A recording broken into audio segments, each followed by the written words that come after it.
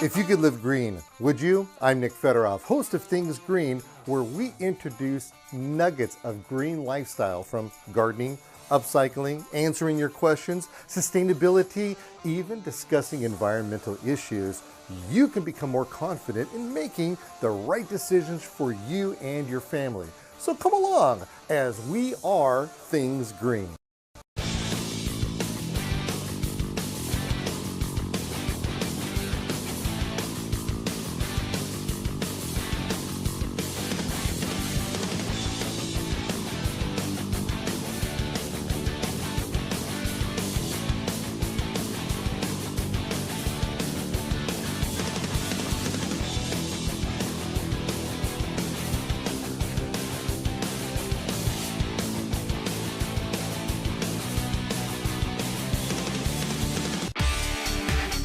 Being out in the yard and garden has never been so much fun. With our many playful laser-cut pet, garden, and yard signs. More information at InStyleSteel.com. For nearly 90 years, the Bonide family has provided solutions to lawn and garden pest problems. Whether it's an insecticide, weed killer, fungicide, or plant care product, Bonide products will provide you the best solution to your lawn, garden, or home pest problem. Southland Sod Farms, creators of genuine marathon sod. Pre-grown, tall fescue grass. More information at sod.com. DRAM is celebrating 75 years of design and manufacturing of quality watering tools. DRAM products feature 9 water patterns and are designed to nurture your plants with a shower of rain. DRAM for lawn and garden, available at garden centers near you. And that's the way you keep your plants moist. Hi, I'm inviting you to come down to one of the free home shows where I give free garden talks. All you have to do is go to my website, thingsgreen.com, to see when the dates and the venues are at.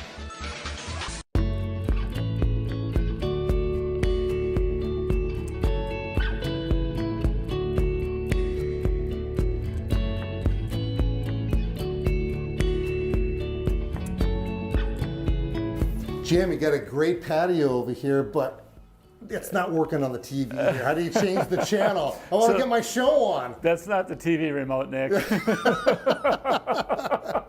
Well, it almost looks like it's a game remote of some sort. What am I looking at here? Yeah, that's a Pentar controller that we basically can use to turn on a number of electronics around the yard. So we could turn a waterfall on, we could turn our pool lights on, our yard lights, a number of things. Okay. Real fun.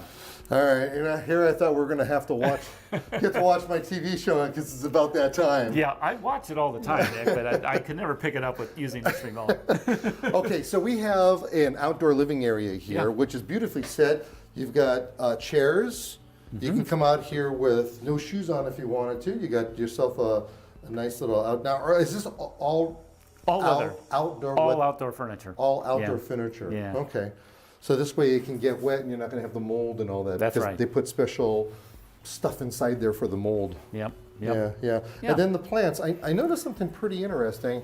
You got some. Speaking of mold, you got some moldy spaghetti in each one of them. Yes. What's up with that? So everything is on a drip system, so everything is automatically watered. We don't have to worry about going around with a little watering can. It's all on a timer through our automatic watering system, and works really nice that way. So is this just spitting out? Oh yeah, this is just a little spaghetti tube. Spaghetti tube, and it's just an emitter that's just emitter that you can control, out. And you can control the flow through the end of that. So, okay.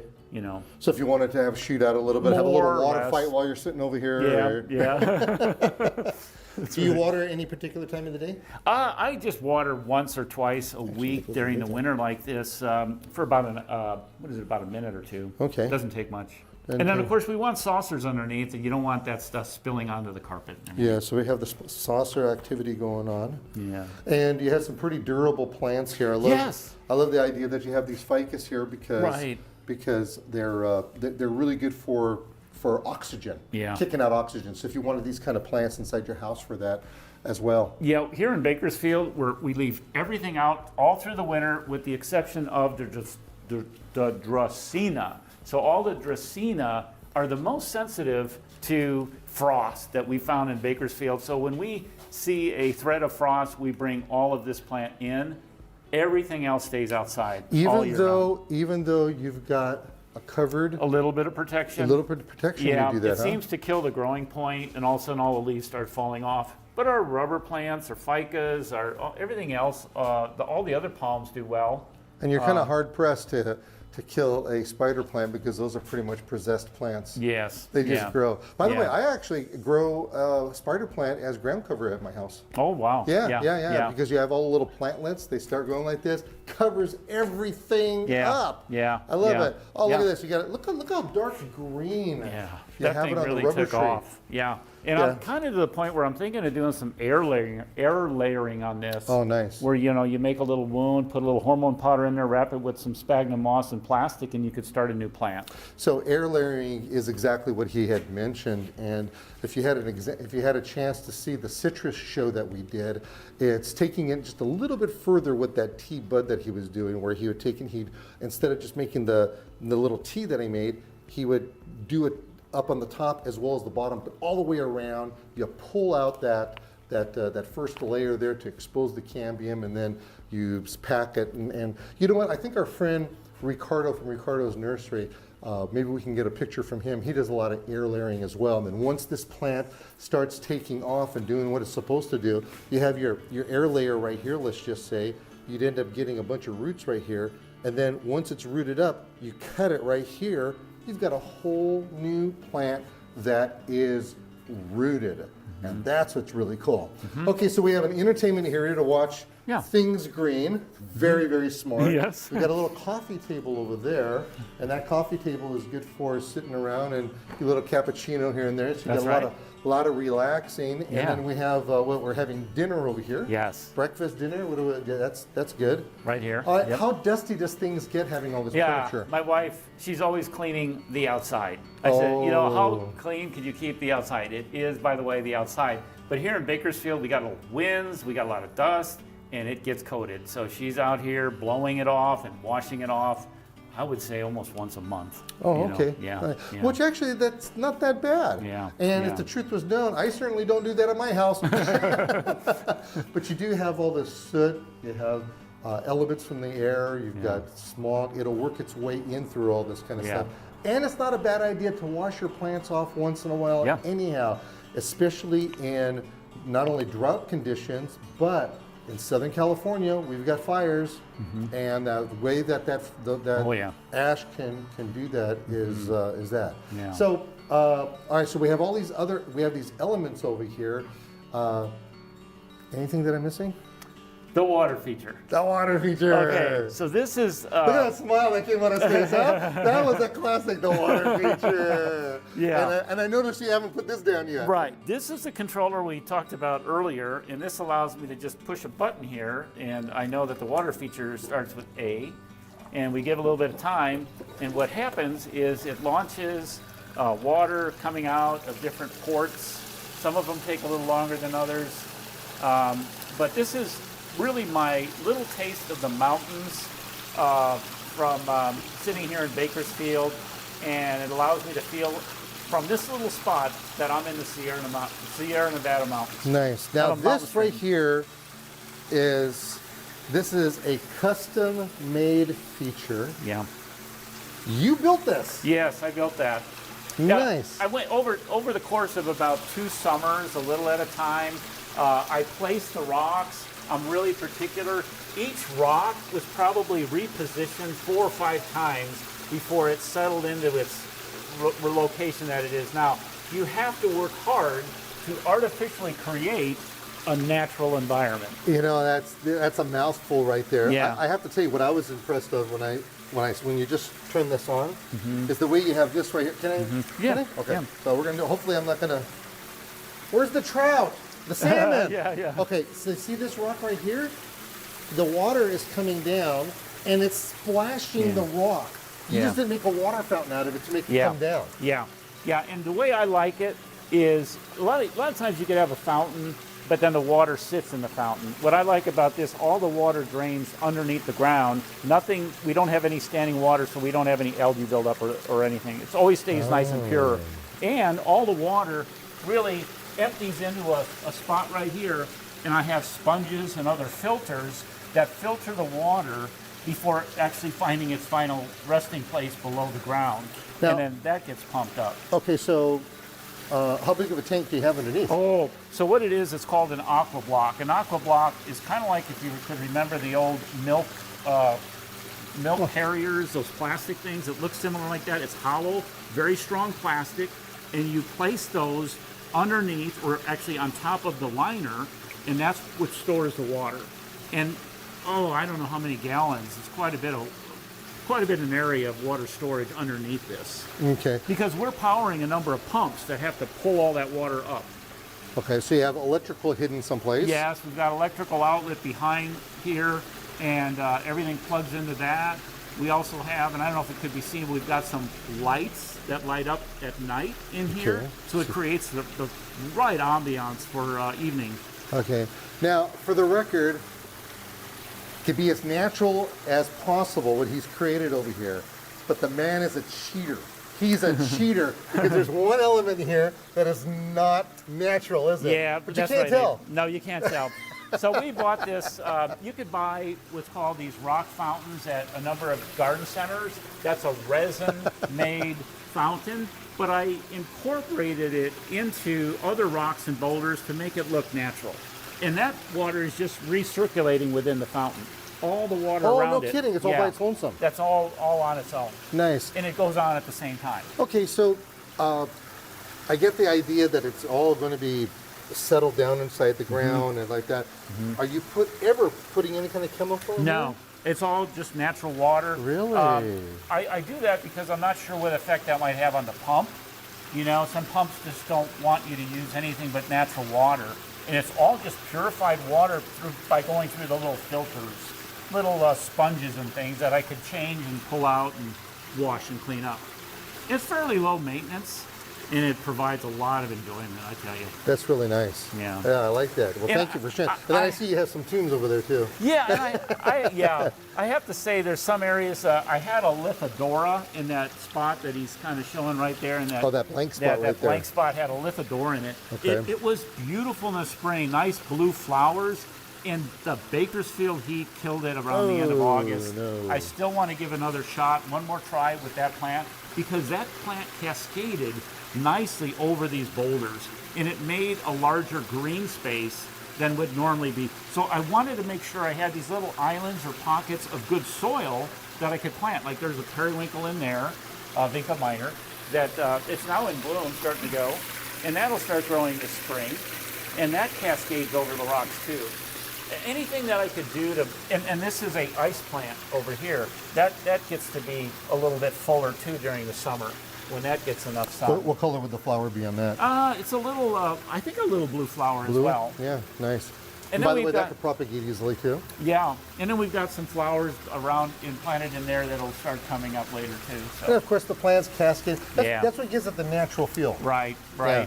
But I love the idea of how you incorporated the phony baloney one in there. Yeah, right. And it brings things up as well.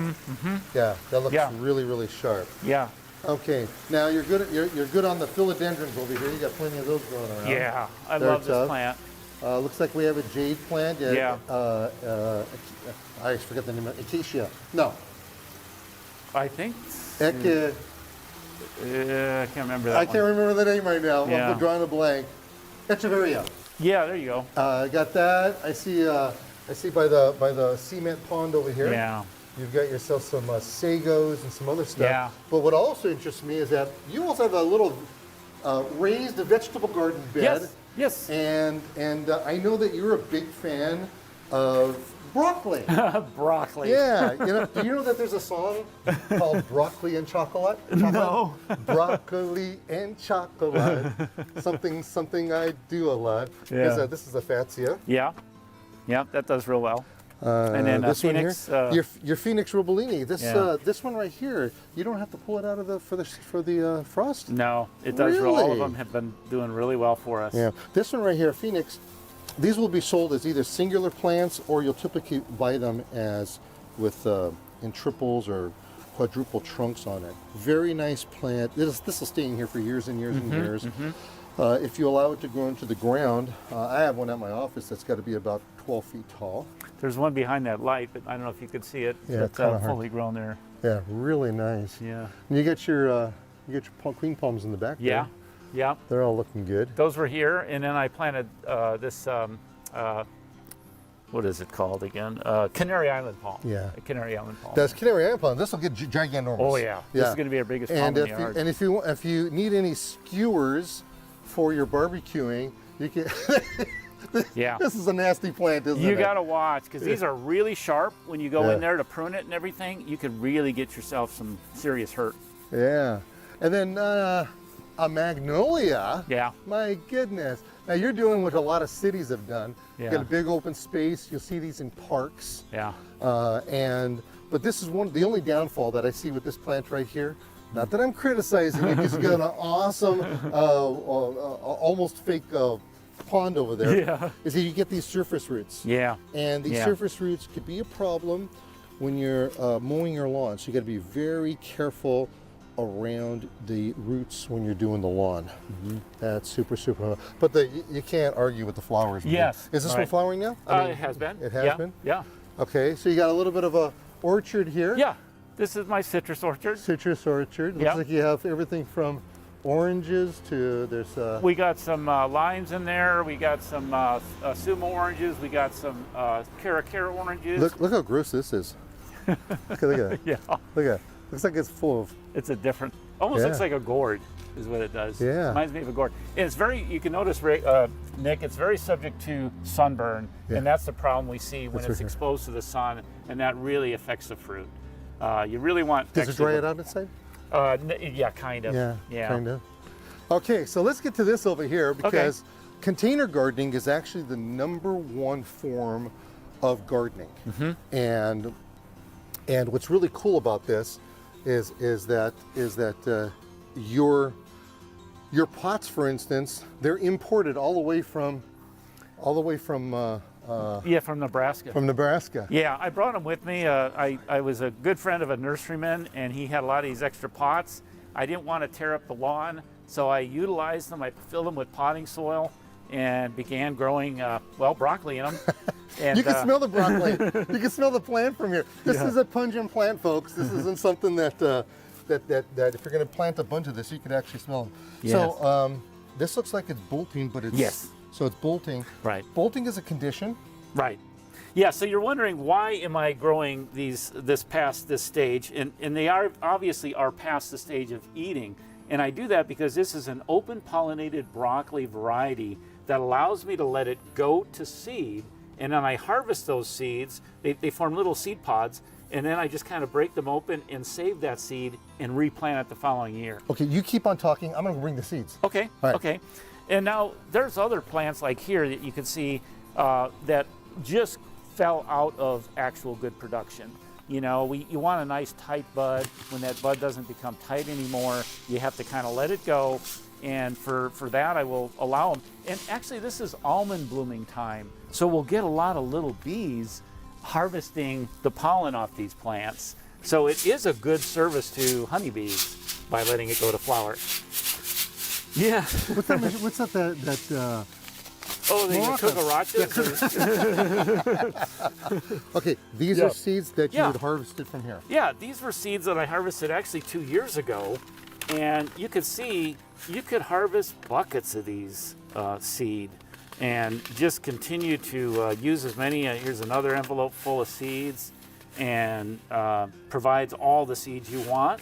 And then again, you could plant them as thick as you want. I usually plant several of them in a single pot, and then I thin them out and start transplanting them in the fall. I start around late August, and I continue till about mid-September, and then I kind of shut it off, and then I start just growing these plants. So are you intentionally allowing them to bolt, or are they just going to Yeah. do that or is nature telling them to bolt? Nature's telling them. They become just overly grown, and then they're basically doing what nature intended. They're going to flower to produce seed. Will you cut the water off so they can bolt faster? No, I actually leave the water running just because I don't want it drying out too quick if we get hot weather here. Okay, bolting happens in plants for a lot of different reasons. And typically, you don't want this to happen unless you're intentionally wanting this to happen. Many times, if you have inconsistent watering practices, they'll bolt, or even still, especially in Southern California, you can have a day that is just 72 degrees, and then the next day it's gonna hit 95, and the next day it's back down to 72. That temperature increase and decrease will actually trick the plants, and they start growing, and many times you'll see just a big old stalk, and then you'll have plant going up on top over here.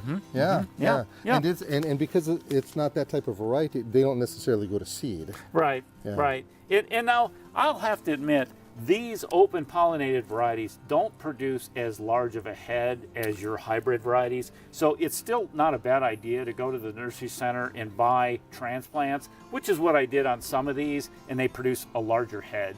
So you have to plant a lot more plants if you're going to plant open pollinated. That's what I was going to ask you. Do you have any heads? I thought I saw a little bit in the over garden there. here. There's a few that are still, you could almost harvest, but we're really at a on point. That side over there. Yeah, we're really at a point where we're kind of past the time when we're really harvesting these for eating purposes, and that ended about a week ago. Okay. But yeah, you know, so you're still getting them at this size right here. Some of these still could be useful. You know, you cut the main head off, and then these side shoots form, and you want, of course, a nice tight oh, head. that is so good. And they're good. Broccoli is so good for you. You can't get any better than this right here, right off the plant. That's right. Yeah. In fact, just munching down on it like this. Yeah. That's what I'm talking about. Yeah. Yeah, they say for men, broccoli and tomatoes are the two things that really help your health. Oh. And I grow both of them. The trouble is I don't grow them both at the same time. I grow broccoli in the winter, and I grow my tomatoes in the summer. So. Yeah. Now here you have. Yeah. And by the way, depending on where you live, you can grow broccoli in the springtime, summertime. Yeah. You know, but tomatoes, they're warm. They need the heat. Yeah. And is that what you learned? Because you're not originally from this neck of the woods. I'm from Nebraska, and the reason you see so much broccoli is we could not grow good broccoli in Nebraska. It got too hot in the spring, and it got too cold in the fall. You plant it during a cooler season, and we never had a long enough cool season. But here in Bakersfield, it goes the entire winter. Yeah. I love it. That's pretty cool. Yeah. Now you have some varieties of tomatoes over here. Are these some of your favorites? Yeah, some of the favorites, and I like to start some from seed. I'll go to the garden center and get transplants, but sometimes I like having fun in early winter like this and starting my own transplants. Okay, now here you have a seed bin, right? Yeah, it's a little dome. Basically, we could untie this and see some of the young seedlings. So you could buy these at those hydroponics stores throughout California. They sell these little plastic domes, and it allows the heat to stay trapped in here. Okay, while he's untying that, I want to teach you a little language lesson over here. He has no idea that he's talking Russian because the word dome in Russian means house. Oh. So he got a little house here. Yeah. Ha! Yeah. You're never going to look at this the same way. Yeah. Okay, so there you go. So you can see how much the humidity builds up, and then here I have little seed packets that oh, look at that! trays. You can see the cuddling leaves. There's some of the new tomato plants that I started. Now the first set of leaves that you have are not what they call the true leaves of the plant. They're the coddling leaves. They're not going to look like the rest of the leaves in the plant. This is pretty much all in the whole plant world. And it's pretty fascinating. When you grow something like this from a seed, and then sometimes he don't have it here because he's got this absolutely beautiful soil that he's working with, and it's all compost, isn't it? Yeah, in this case, Nick, it's compost. Sometimes I use potting mix or potting soils, but this time I decided to try some of the compost I made. Well, I'll tell you, this is a really fascinating thing that you got going on over here. And then you keep this for how long? So I planted this a couple weeks ago, and it's been a little bit slow because we've had a little cool weather, but one of the things that I do with these trays, I'll try and lift it up and show you underneath here. Oh, you is cheater! like a You little already, heat I told pad. you, you're a cheater with the rocks, and you're a cheater with Mother Nature. Yeah, this keeps them a little bit warmer. It's a seedling mat. Seedling mat. This is what they normally use. I won't say normally, but they use many times in professional greenhouses. He's cutting Gets a little bit corners. starter. That's why he's a doctor. He knows this kind of stuff. Yeah. That's so cool. It allows us to start them outside, because one of the things that I found, I used to start these indoors where it was warmer, but I didn't get enough light. And then the plants would grow really spindly, and by the time I got them outside, they really didn't look good. So this lets them grow a little bit slower. Okay, in the time that we have left over here, I want to talk about this real quick. You've got a compost pile, and I really love the approach that you're talking about, because you said that you plant directly into your compost pile. You look at that. This is just beautiful soil. It right is, here. Nick. I'm really happy the way this turned out. I kept mixing it, and it became really fine. And I looked at that and I thought that would make a good seed starting mix. So it's just straight compost that I made, mixing leaves and grass clippings and mixing it through the summer and keeping it moist. One of the things that where people fail with their compost making is it's too dry. I actually have to set sprinklers here and water the compost so that the bacteria stay alive and break it down. And the other thing that you had told me is that you have to borrow some clippings from the neighbors. Yeah. You like the idea that there's such a big variety of leaves that are around, adds different types of acidity to all this, and it just breaks down and you have beautiful soil. Beautiful compost. Man, thank you very much. Oh, thanks, Nick. This is It's been a exciting pleasure. being here. It's been fun. Greatly appreciate you having here. Yeah. This is the same thing that you can do. You could have your own garden. Grow broccoli.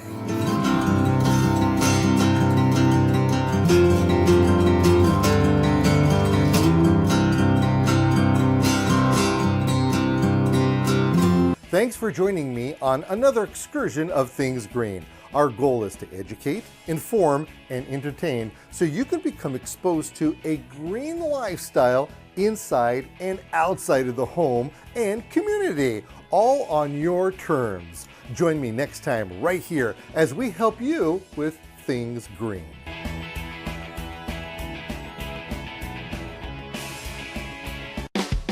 John Delmatoff Backhoe Service has been serving Southern California for over 22 years and is a proud supporter of Things Green. Being out in the yard and garden has never been so much fun. With our many playful laser-cut pet, garden, and yard signs. More information at InStyleSteel.com. For nearly 90 years, the Bonide family has provided solutions to lawn and garden pest problems. Whether it's an insecticide, weed killer, fungicide, or plant care product, Bonide products will provide you the best solution to your lawn, garden, or home pest problem. Southland Sod Farms, creators of genuine marathon sod. Pre-grown tall fescue grass. More information at sod.com. DRAM is celebrating 75 years of design and manufacturing of quality watering tools. DRAM products feature 9 water patterns and are designed to nurture your plants with a shower of rain. DRAM for lawn and garden, available at garden centers near you. And that's the way you keep your plants moist. Hi, I'm inviting you to come down to one of the free home shows where I give free garden talks. All you have to do is go to my website, thingsgreen.com, to see when the dates and the venues are at.